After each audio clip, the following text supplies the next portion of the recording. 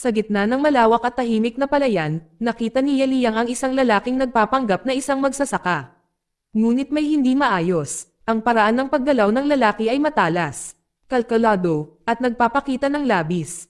Mabilis na naramdaman ni Yeliyang ang katotohanan. Hindi talaga siya magsasaka, isa siya sa mga pumatay sa likod ng pagpatay kay Seng Yen, isang mataas na ranggo mula sa Villa Hutang. Ang lalaki ay humahampas ng asarol, ngunit ang labanan ay maikli. Ibinaba siya ni Yeliyang nang walang pag-aalinlangan. Walang pagkaantala, tumungo si Yeliyang sa tahanan ni Butong, isang makapangyarihang opisyal sa kabisera. Nagiging malinaw na sina Seng Yen, Butong, at Yeliyang ay dating magkapatid sa Villa Hutang. Ngunit ngayon ang kanilang samahan ay nasira. Pinagbantaan ni Butong ang anak ni Seng Yen, si Fan Yen, na humihingi ng alaala na iniwan ng kanyang ama. Kapag tumanggi siya, mas lumayo pa si Butong. Isinabit niya ito para pilitin siya. Gayunpaman, hindi siya sumuko. Sa sandaling iyon, dumating si Yeliyang. Tinatawag siyang traidor ng mga gwardya, ngunit hindi ito nagpapabagal sa kanya.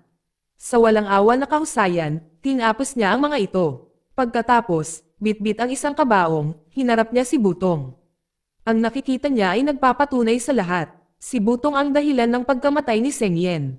Sa ilalim ng pagpupumilit, hinayaan ni Butong si Fang Yen, kahit na nakabitin pa rin ito. Bago siya maabot ni Yeliyang, sumugod ang mga tauhan ni Butong para pigilan siya. Malayo pa ang laban, nagsimulang lumaban si Yeliyang, ngunit mabilis na nagbago ng landas nang makita niya ang buhay ni Fang Yen na nasa panganib. Tumigil siya, at hindi nag-aaksaya ng oras. Sa halip na tapusin ang laban, sinunggaban niya ang kasamahan ni Butong si Fang Er. At ikinulong ito sa loob ng kabaong na dinala niya. Pagkatapos ay tumakas siya kasama si Fang Yen sa kanyang mga bisig, na nag-iiwan ng kaguluhan. Galit na galit, tumugon si Butong ng may puwersa. Kaya naman naglagay siya ng bounty sa mga ulo ni Yeliyang at Fang Yen. Sinasabi niyang pinatay ni Yeliyang si Seng Yen at ngayon ay tumatakas sa hustisya. Ang bawat martial artist ay inuutusan na tugisin siya. Di nagtagal, isang sundalo ang nagulat ng isang nakita malapit sa kanlurang hangganan. Ngunit si Butong ay hindi nalinlang. Kumbinsido siyang nasa malapit si Yenliyang, nagtatago habang ginagamot ang mga sugat ni Fang Yen. Nasaktan siya, at nangangahulugan iyon na hindi sila makakalayo. Sinusubaybayan sila ni Butong sa bahay ng isang manggagamot. Tumanggi ang doktor na tumulong, na nagpapataas lamang ng hinala. Mas pinipilit siya ni Butong, nag-aalok ng pera para sa isang kasinungalingan. Sinabi niya na si Fang Yen ang kanyang inagaw na anak. Nagustuhan ito ng doktor at ipinagtapat na dumating si Yeliyang para humingi ng tulong at umalis na.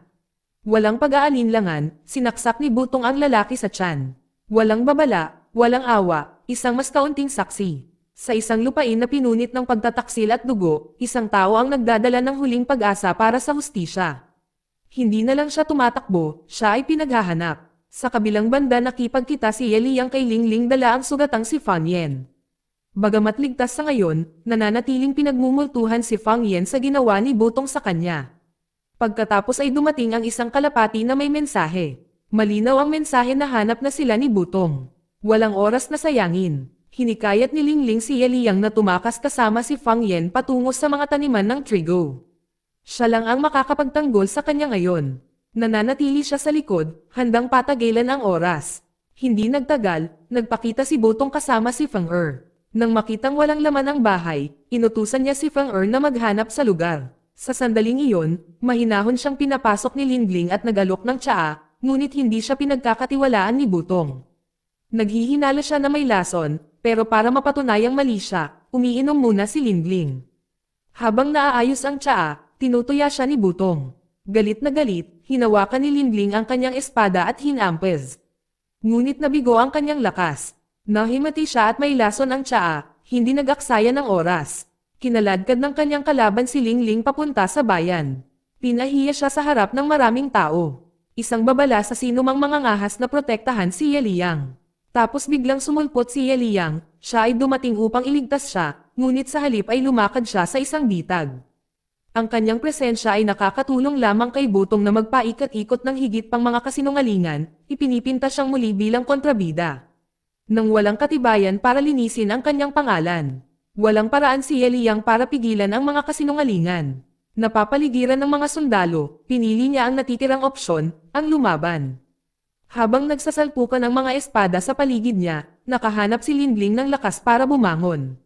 Sugatan at nanghihina, tinulungan niya si Fang Yen na makatakas. Hindi nagtagal ay nakarating sila sa mga taniman ng trigo, ngunit hindi sila nag-iisa. Sinusubaybayan sila ni Feng isang brutal na away ang sumiklab. Si Lindling, mahina pa sa lason, ay lumaban ng husto, ngunit wala siyang laban. Sa isang huling pagkilos ng pagsuway, hinawakan niya ang binti ni Feng para hindi siya makaalis. Tumugon si Feng gamit ang isang talam, at tinapos si Lindling. Hulit na dumating si Ye Liang. Natagpuan niya ang katawan nito na wala ng buhay sa damuhan. Sa isang kisap mata tinapos ni Ye Liang si Feng kung saan siya nakatayo. Sa gabing iyon, 2 libing ang idinaos, isa sa mga opisyal ng lungsod. Pagkatapos, tumayo si Butong sa harap ng kanyang hukbo at mga kaalyado. Naging malinaw na kamakailan lang ay kinuha niya ang posisyong hawak ni Seng Yen. Bago mamatay, sinubukan ni Seng Yen na ilantad ang mga krimen ni Butong. Kahit ang mga kapatid niya, hindi niya hahayaang manatili ang korupsyon. Pinatahimik siya ni Butong sa pamamagitan ng pagpatay. Ngayon sa kapangyarihan, ang agresibong paghahanap ni Butong kay Ye Liang ay umani ng mga tanong. Tinanong ng mga pinuno ang kahihinatnan dahil sa napakaraming sundalo ang namatay, at wala pa ring tunay na patunay laban kay Ye Liang. Galit na galit sa hamon, sumagot si Butong ng karahasan, at sinaktan ang isa sa kanyang sarili sa simpleng paningin. Ang biglaang pagpatay ay ikinagulat ng iba pang opisyal ng lungsod. Lumaganap ang takot. Kung ang salita ng mga aksyon ni Butong ay makarating sa kaharian, may mga kahihinatnan sila. Ngunit hindi umatras si Butong. Sa halip, dinobol niya ang bounty kay Ye Liang, na nagtulak ng mas maraming martial artist sa paghabol. Samantala, narating ni Ye Liang at Fang Yen ang isang tahimik na tea house. Pero parang may mali, hindi alam ng waiter ang tea na in-order ni Ye Liang.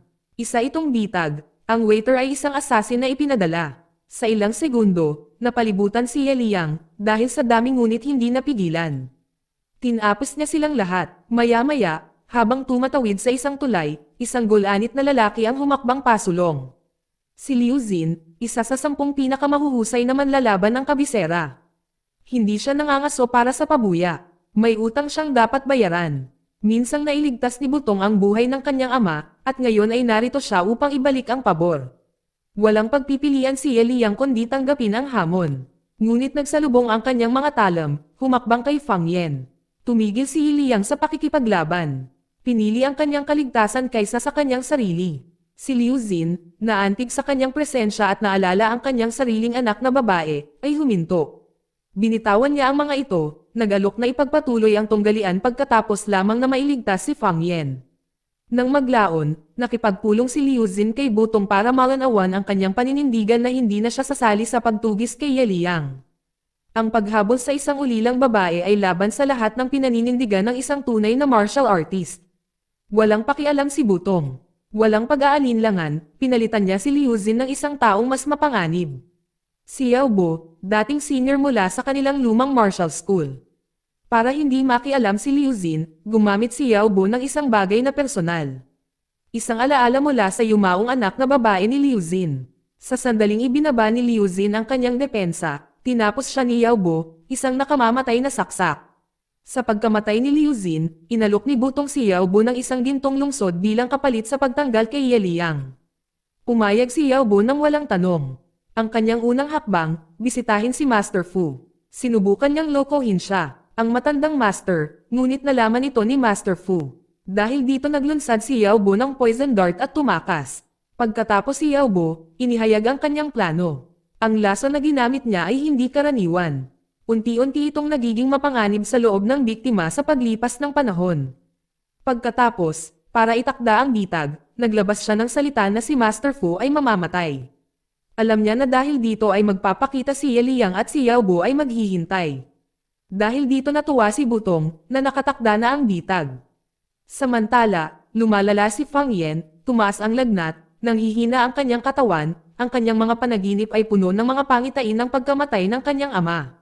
Si Ye Liang, desperado na tulungan siya, ay sumugod sa lungsod para sa gamot. Paglabas niya ng klinik, nakarinig siya ng mga bulungan. Si Master Fu ay may malubhang may karamdaman. Sa takot sa isang bitag, ngunit hindi makatalikod, si Ye Liang ay nagtakda upang makita ang kanyang matandang master. Hindi alam kung ano ang maghihintay sa unahan, nang dumating si Ye Liang, sinalubong siya ng mainit na pagtanggap mula kay Master Fu, na mukhang malusog. Habang nag-uusap sila, binuksan ni Ye Liang ang tungkol sa kanila. Ngunit alam na ni Master Fu ang tungkol sa bounty, tungkol sa pagkakanulo, at tungkol kay Yao Bu na nangunguna sa pangangaso. Sinusubukang pakalmayan ang kanyang isip, hiniling ni Master Fu kay Ye Liang na maghanda ng pagkain at inalok na alagaan si Fang Yen, ngunit tumanggi siya. Nang handa na ang pagkain, malumanay na hinimok ni Master Fu si Fang Yen na kumain. Ngunit may naramdamang mali, ang kanyang mga galaw ay kakaiba. Hindi pala ito si Master Fu kundi si Yao Bu na nakabalat kayo. Nagkasagupaan ang mga talon sa mesa habang ang dalawang dating mandirigma na magkayakap ay ginawang isang larangan ng digmaan ang mapayapang kapaligiran. Naging brutal ang laban, inabot ni Ye Liang ang espada na iniregalo sa kanya ng tunay na Master Fu at nagawang itulak si Yao Bu pabalik. Ngunit nagsimulang maglaho ang kanyang lakas. Pumasok na ang lason sa kanyang katawan, dumaan sa kanya ng hawakan ni Yao Bu ang ulo ni Fang Yen. Nanghina at nawalan ng balanse. Mabilis na naghina si Ye Liang. Ilang sandali pa, itinaas ni Yao Bu ang kanyang talon upang tapusin ito, ngunit mabilis na kumilos si Fang Yen, na lumikha ng sapat na distraction para makawala sila. Ngunit hindi nagtagal ang kanilang pagtakas. Naabutan sila ni Yao Bu sa gilid ng isang bangin. Dahil halos hindi na nakatayo si Ye Liang, nag-alok si Yao Bu ng isang deal. Ibigay ang espada kapalit ng panlunas at ligtas na daanan para sa kanilang dalawa. Si Ye Liang ay walang tiwala sa kanya.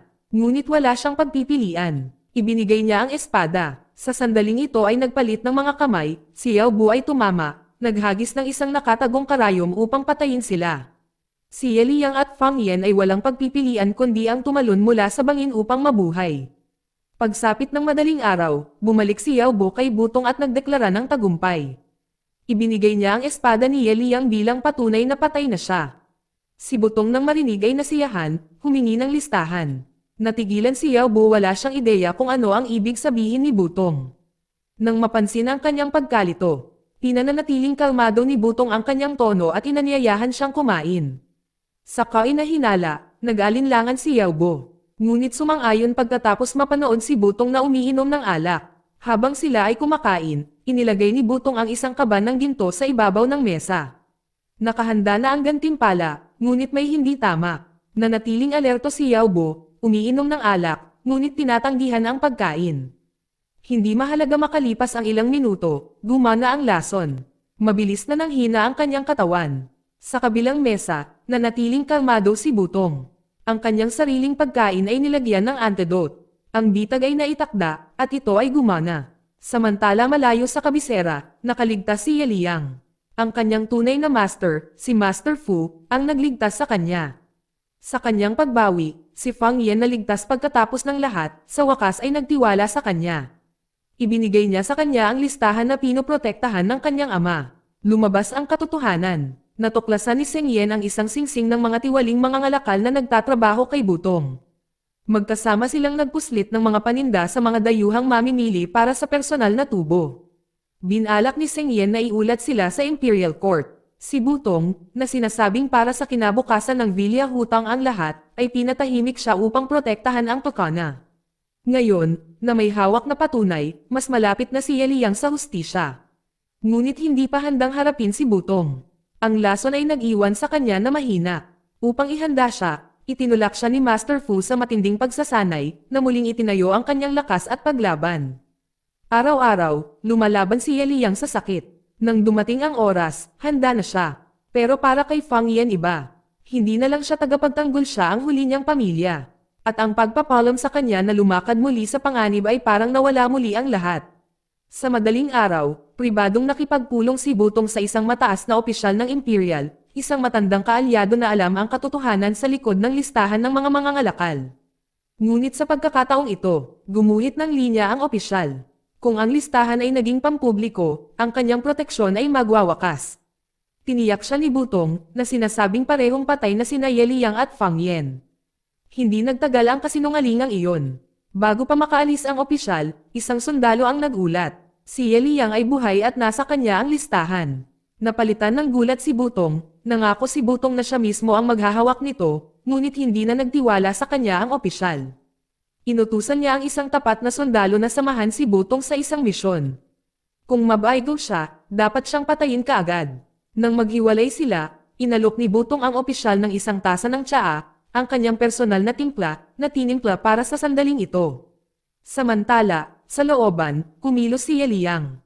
Inilantad niya ang listahan, mga pangalan ng mga tiwaling mga ngalakal na direktang nakatali kay Butong. Ang sundalong ipinadala ng opisyal ay pumasok upang arestuhin si Yeliyang, ngunit si Butong ang unang kumilos, na pinatay siya kaagad. Ang nag-iisang gawa na iyon ang naglantad sa kanyang pagkakasala. Sumagot si Yeliyang ng may wakas. Kung ano man ang natitira sa kanilang pagkakapatiran ay wala na. Inatake niya siya ng brutal, noong una. Hawak ni Butong ang kalamangan. Ang kanyang iron body technique ay halos hindi siya mapigilan. Ngunit naalala ni Yeliyang ang mga turo ni Master Fu. May hangganan ang lakas ni Butong. Ang kanyang diskarte ay sumisipsip ng kanyang sariling kapangyarihan na bumubuo ng presyon sa bawat welga. Kung itulak ng husto, ang pressure na iyon ay masira siya mula sa loob. Pinipigilan ni Yeliyang ang kanyang sarili, tinatanggap ang bawat suntok habang itinulak ni Butong ang kanyang katawan na lampas sa mga limitasyon. Pagkatapos ay dumating ang breaking point. Dahil sa pagod at nakalantad, nag-iwan ng bukas si Butong, at hindi nag-atubili si Yeliyang. Nakulong, ngunit determinado, itinutok niya ang kanyang talam sa lalamunan ni Butong, na tinapos ito ng tuluyan. Bumagsak ang buong network ni Butong. Pagkatapos ng laban, bumalik si Yeliyang sa tahanan ni Master Fu, ngunit huli na ang lahat. Ang mabagal na lason na ginamit ni Yao Bu ay natapos na ang gawain ito. Si Master Fu ay wala na, walang naiwan, si Yeliyang at Fang Yen ay tumayong mag-isa, mga nakaligtas sa pagkakanulo, pagkawala, at digmaan. Ngunit hindi sila sumuko, magkasama silang humakbang at piniling magpatuloy. Ang kanilang dating buhay ay nawala, ngunit isang bagong paglalakbay ang nagsimula. Dito nagtatapos ang kwento, salamat sa panonood kaibigan.